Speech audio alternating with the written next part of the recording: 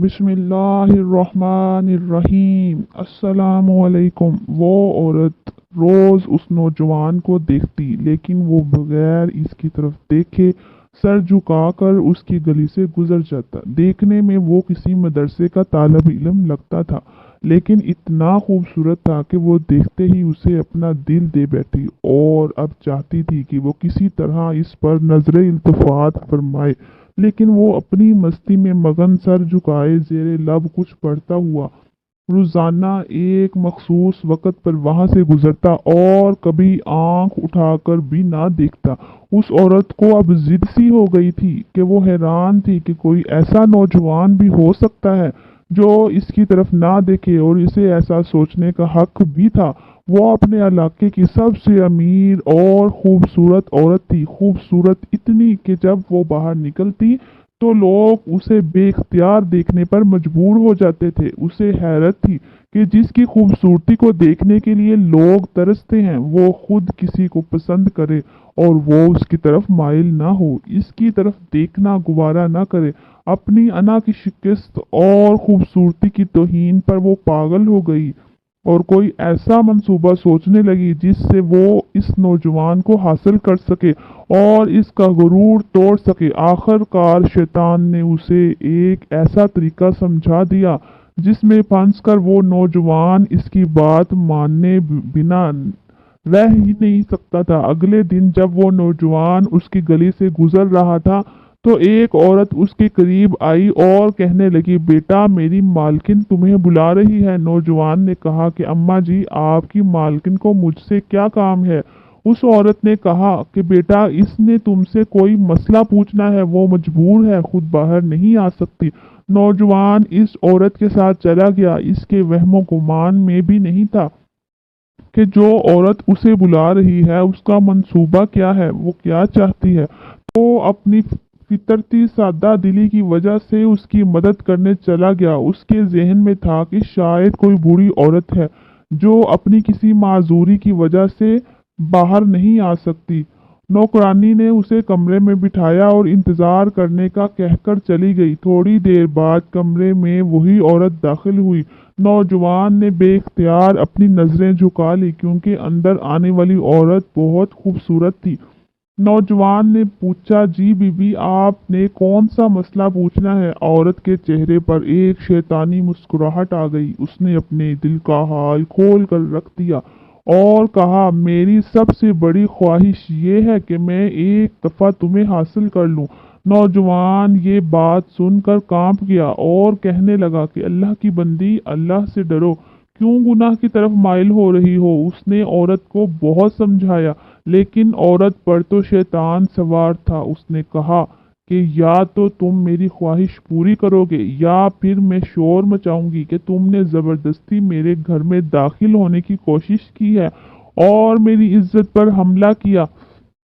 नौजवान ये बात सुनकर बहुत परेशान हुआ। उसे अपनी इज्जत किसी भी तरह महफूज नजर नहीं आ रही थी। उसकी बात मानता तो गुनहगार होता और ना मानता तो लोगों की नज़र में बुरा बनता। वो इलाका जहाँ लोग उसकी शराफत की मिसालें दिया करते थे, वहाँ पर इस किस्म का इल्ज़ाम लग जाए, ये उसे गवारा नहीं था। वो अजीब मुसीबत में फंस चुका था। दिल ही दिल में वो अपने अल्लाह की तरफ मुतवज्जा हुआ और अल्लाह से मदद चाही तो उसके जहन में एक तरकीब आ गई। उसने औरत से कहा, ठीक है, मैं तुम्हारी ख्वाहिश पूरी करने के लिए तैयार हूँ, लेकिन पहले मुझे बैतुल खला जाने की हाजत है। औरत ने उसे बैतुल खला का बता दिया। उस नौजवान ने अंदर जाकर ढेर सारी गलाजत अपने जिस्म पर मली और बाहर आ गया, और उसे देखते ही वो औरत चिल्ला उठी कि ये तुमने क्या किया। जालिम, मुझ जैसी नफीस तबीयत वाली के सामने इतनी गंदी हालत में आ गए हो, दफा हो जाओ, निकल जाओ मेरे घर से। नौजवान फौरन उसके घर से निकल गया और करीब ही एक नहर पर अपने आप को और अपने कपड़ों को अच्छी तरह पाक किया और अल्लाह का शुक्र अदा किया। वापस मदरसे चला गया। नमाज के बाद जब वो सबक में बैठा तो थोड़ी देर बाद उस्ताद ने कहा कि आज तो बहुत प्यारी खुशबू आ रही है। किस तालिबे इल्म ने खुशबू लगाई है। वो नौजवान समझ गया कि उसके जिस्म से अभी भी बदबू नहीं गई और उस्ताद जी तंज कर रहे हैं। वो अपने आप में सिमट गया और उसकी आंखों में आंसू आ गए। थोड़ी देर बाद उस्ताद जी ने फिर पूछा कि ये खुशबू किसने लगाई है, लेकिन वो खामोश रहा।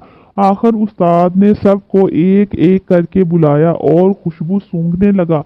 उस नौजवान की बारी आई तो वो भी सर झुकाकर उस्ताद के सामने खड़ा हो गया।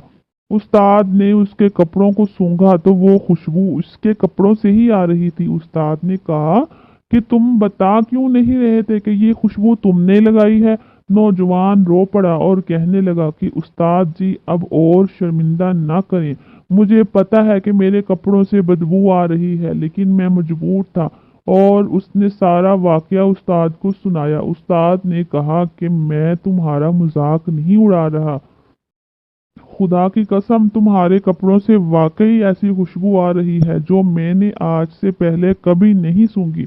और यकीनन ये अल्लाह की तरफ से ही है कि तुमने अपने आप को गुनाह से बचाने के लिए अपने आप को गंदगी लगाना पसंद कर लिया, लेकिन अल्लाह ने इस गंदगी को एक ऐसी खुशबू में बदल दिया जो कि इस दुनिया की ही नहीं लगती। कि कहते हैं इस नौजवान के कपड़ों से हमेशा खुशबू आती थी। दोस्तों, आप भी अपने आप को गुनाह से बचाने के लिए कोशिश करेंगे, क्योंकि अल्लाह तबारक व तआला को हमारी कौन सी चीज़ और हमारा कौन सा अमल पसंद आ जाए और उसके सदक़े में अल्लाह ताला हम पर मेहरबान हो जाए, इसका इख्तियार सिर्फ मेरे अल्लाह के पास है।